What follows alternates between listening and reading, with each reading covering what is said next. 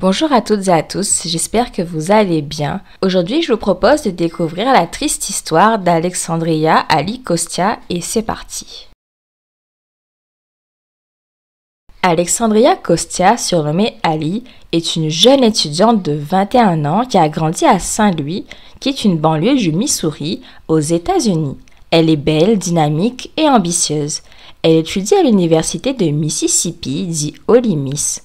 Elle est très sportive puisqu'elle est pom-pom girl et elle fait aussi de l'athlétisme. Elle débute une nouvelle année scolaire et pour cela, elle a un nouvel appartement en dehors du campus de l'université et elle est très contente. Elle a prévu de s'investir encore plus dans sa vie universitaire.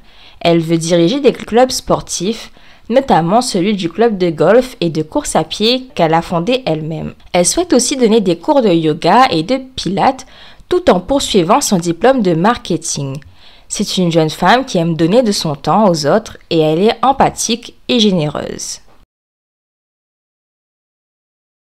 Durant sa première année à l'université du Mississippi, elle fait la rencontre de Brandon Tisfield, un autre étudiant âgé de 21 ans qui fréquente le même établissement. Ali tombe immédiatement amoureuse de lui et ils commencent à se fréquenter. Il semblerait qu'Ali prenait cette relation un peu plus au sérieux. Elle a des sentiments pour lui, mais lui voulait plus s'amuser. Leur entourage disent que dans la relation, Ali semblait être plus attachée à Brandon et plus amoureuse que lui ne l'était. Et elle a vécu dans le même dortoir que lui durant 1 an. Et pendant cette période, ils sont sortis ensemble, mais ils ont eu des périodes de séparation. Tout allait bien entre le couple jusqu'au moment où Alexandria a commencé à se sentir mal. En fait, elle pensait être enceinte. Et le 22 avril 2019, elle a fait un premier test de grossesse, mais il était négatif. Mais elle avait toujours des doutes au fond d'elle-même et elle pensait que peut-être elle était bel et bien enceinte. 2 jours plus tard, elle en a parlé à Brandon et il s'est immédiatement braqué. Elle lui a envoyé un message pour lui dire cette pensée-là et elle lui a envoyé la photo de son test de grossesse négatif. Elle lui a dit qu'elle a besoin de lui parler urgemment. Elle lui a répondu qu'il n'était pas prêt à être parent. Pour Brandon, il veut s'amuser, passer du bon temps avec Alexandria, mais sans plus. Il ne prenait pas cette relation au sérieux et il voulait encore moins renoncer à sa jeunesse et à sa belle vie en devenant papa. Il lui a dit que devenir père à l'âge de 22 ans allait ruiner sa vie. À partir de ce moment, Brandon a pris ses distances avec Alexandria et il faisait tout pour l'éviter. Elle était perdue et angoissée car elle sentait que les choses avaient changé entre eux. Elle le contactait à plusieurs reprises et demandait à le voir, mais il restait toujours froid et s'éloignait d'elle. 3 mois sont passés et à chaque fois qu'ils devaient se voir, il annulait leur rendez-vous. Les choses allaient si mal qu'ils étaient arrivés à un stade où ils ne communiquaient que par texto. Brandon n'a pas dit à Alexandria qu'il voulait rompre, mais depuis qu'elle pensait être enceinte, il ne la voyait plus de la même façon. Alexandria continuait d'avoir des doutes et elle voulait absolument parler de tout cela avec Brandon. Au mois de juillet, elle lui a envoyé de nombreux messages lui disant qu'elle avait besoin de le rencontrer et que c'était urgent, mais ces messages sont restés sans réponse. Le 12 juillet 2019, Brandon a dit à Alexandria qu'il n'avait pas besoin de se voir et qu'elle devait simplement mettre fin à l'éventuelle grossesse. Il a voyagé jusqu'au Texas à la maison de son père. Et une fois là-bas, il a pris une arme à son père, un Glock 22 de calibre. Puis il a posté sur les réseaux sociaux une photo d'Ali et lui qui disait en légende « Je ramène enfin mon bébé à Oxford ». Le 17 juillet 2019, Ali devait aussi retourner voir ses parents et à ce moment-là, Brandon l'a contacté et a demandé à la voir. C'était la première fois qu'il souhaitait la retrouver à nouveau depuis le mois d'avril où ils ont été intimes ensemble pour la dernière fois. Il lui a dit qu'il viendrait la chercher et qu'ils discuteraient ensemble. Et Ali, elle a accepté cette proposition. Brandon est venu prendre Ali à son appartement et elle est rentrée avec lui dans sa voiture. Elle était soulagée qu'il accepte enfin de la voir et de pouvoir discuter de ses craintes avec lui. Il lui a dit qu'il allait l'emmener faire un tour et il l'a emmené au lac Sard. Brandon avait prévu son coup. En fait, le lac se situe dans une région assez isolée, où il y a un camp de pêche populaire. Ils ont marché un peu et alors qu'Ali avançait tranquillement devant lui, Brandon se tenait derrière elle. Il a pris son arme, il l'a levée en direction d'Ali et là, d'une grande froideur, il lui a tiré dessus une fois, puis plusieurs tirs ont suivi. Ali s'est effondré au sol dans un bain de sang et Brandon l'a laissé sur les lieux entre la vie et la mort. Et peu de temps après, les adjoints du comté de Lafayette faisaient une patrouille de routine lorsqu'ils sont tombés sur Ali et malheureusement pour la jeune femme, il est trop tard. Elle a reçu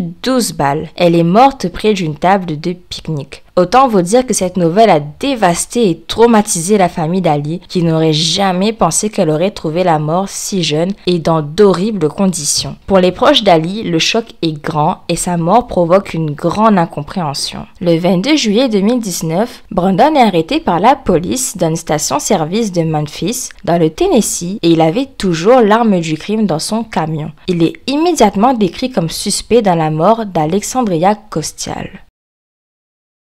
Brandon est un garçon à papa qui vit de façon très aisée. Son père a une bonne situation et de ce fait, il a tendance à se croire tout permis. Il est très proche de sa famille et il a grandi dans un foyer chrétien. Ses parents ont divorcé mais ils se sont ensuite remariés. Il est décrit comme misogyne et arrogant. Il est assez connu pour avoir un mauvais comportement avec les femmes et plusieurs de ses proches ont dit qu'il traitait mal Ali. Il lui disait des choses blessantes et dégradantes. Rex Ravita, un voisin de dortoir, l'a décrit avec les mots suivants. « Je ne vais pas l'édulcorer, il était à peu près le genre de garçon à papa. Il devait constamment faire référence à l'argent de son père, à la façon dont son père pouvait le sortir de n'importe quoi, juste cette attitude tout le temps. N'importe quel type de commentaire vulgaire qu'il pouvait dire, n'importe quel type de commentaire grossier à n'importe qui et dans n'importe quel dortoir à n'importe quelle femme. » Un autre ami a déclaré les mots suivants à son propos. Il utilisait son argent pour acheter des choses, il avait 6 filles autour de la table et il s'asseyait et se moquait d'elles comme un cochon.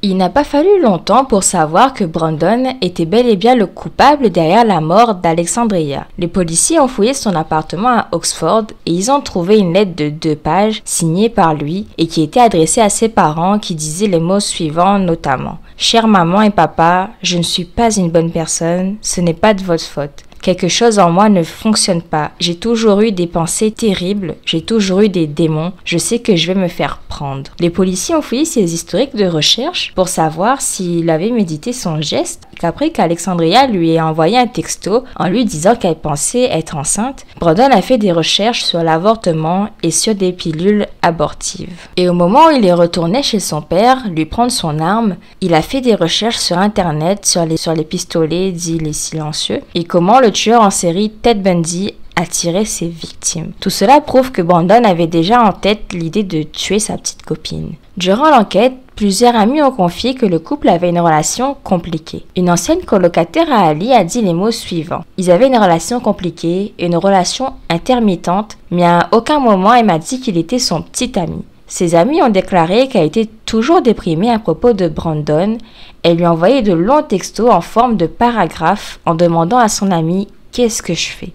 Elle demandait à ses amis des conseils sur sa situation avec lui. Il lui disait qu'il l'aimait, puis il lui disait « Va te faire voir, j'étais juste ivre, je m'en fous de toi. » Toujours selon ses amis, elle disait que tout ce qu'elle voulait c'était qu'il lui suffise et qu'il fasse un compte avec elle. Brandon a été accusé de meurtre au 1er degré et après son arrestation, une évaluation mentale a été faite sur lui et elle a démontré qu'il était sain d'esprit et pleinement conscient de ce qu'il faisait lorsqu'il a assassiné Alexandria. Son avocat a déclaré qu'il était ivre et dopé au moment du meurtre et qu'il était sous l'influence de la cocaïne. Pour les parents d'Ali, ils étaient encore plus choqués et ont déclaré que ce n'est pas une excuse. Au tribunal, ils ont déclaré les mots suivants. Il lui a tiré dessus à plusieurs reprises, elle a eu mal, elle a saigné et il a laissé. Peu de gens dans la vie ressentiront la douleur que nous avons vécue et elle ne disparaîtra jamais.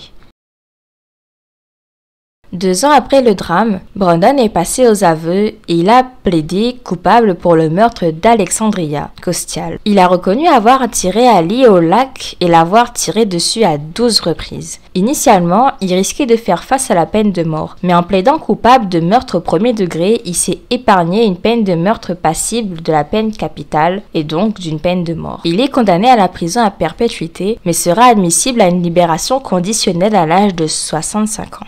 Brandon n'a pas expliqué pourquoi il a assassiné Alexandria, mais on suppose que c'est parce qu'il pensait qu'Ali était enceinte et qu'il ne voulait pas être un jeune père. Et en fait, après autopsie, il a été révélé qu'Ali n'était pas enceinte du tout à ce moment, et donc sa mort aurait pu être évitée.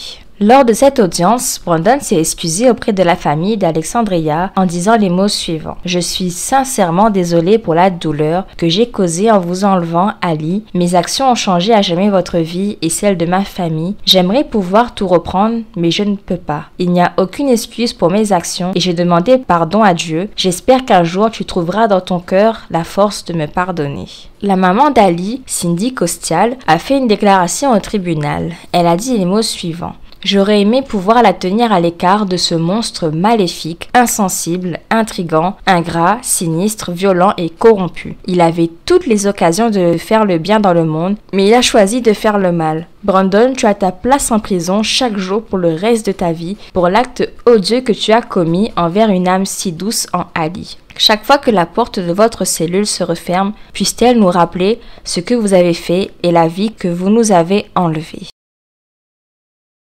Ali a été décrite comme une éternelle optimiste qui voyait toujours le meilleur en chacun. Dans un éloge funèbre au moment de son enterrement, elle a été qualifiée de lumière brillante, chaleureuse et empathique, notamment avec les mots suivants.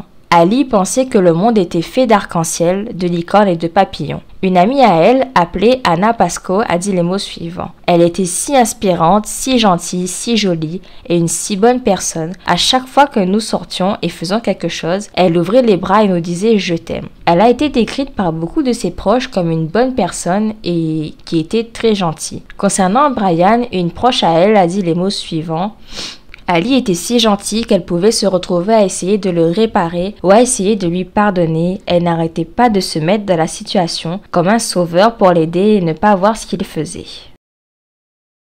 Pour conclure sur cette tragique histoire, quand j'ai entendu cette affaire criminelle, j'étais vraiment choquée et attristée pour Ali et sa famille. Je trouve cette histoire tellement triste et je pense qu'Ali, elle avait des doutes sur le fait d'être enceinte et que tout ce qu'elle voulait c'était pouvoir en discuter avec Brandon et lui il s'est braqué car il pensait que être papa à son âge allait gâcher sa jeunesse et toutes ses opportunités et il voulait se débarrasser de ce bébé et je pense que c'est pour ça qu'il l'a tué et pourtant il a grandi dans un foyer très chrétien avec une famille assez stable et je trouve que c'est un jeune homme vraiment cruel et méchant et je pense qu'au fond de lui il avait vraiment cette capacité d'être un criminel vu les recherches qu'il a faites. Notamment il a fait des recherches sur Ted Bundy et il est allé directement prendre l'arme chez son père, ce qui montre que c'est un vrai prédateur au fond et je suis vraiment attristée pour la famille d'Alexandria et cette pauvre jeune femme elle avait toute la vie devant elle, elle avait plein de projets, elle voulait faire plein de choses et elle a été décrite vraiment de façon très gentille et sa vie a été interrompue tragiquement.